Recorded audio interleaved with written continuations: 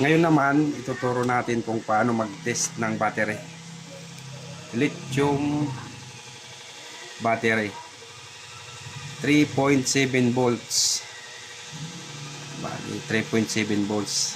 Una, set natin sa DC.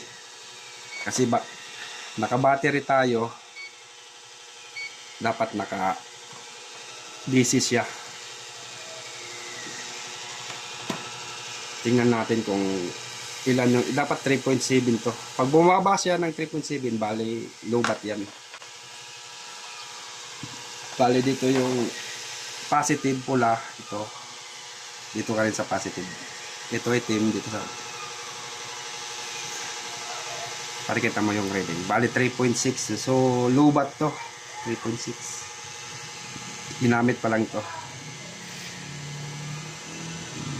Ngayon, mag-test naman tayo sa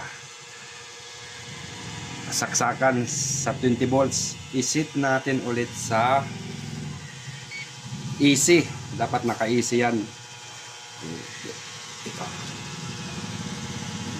Ito mo? Alay. Ano man ito? Button to.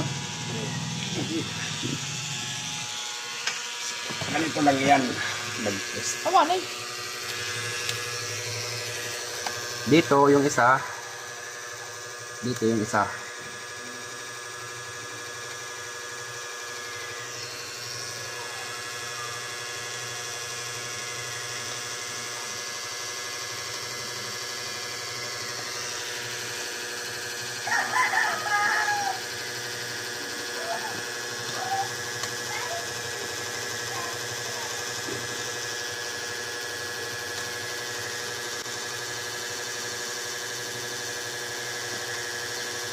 Ganyan lang.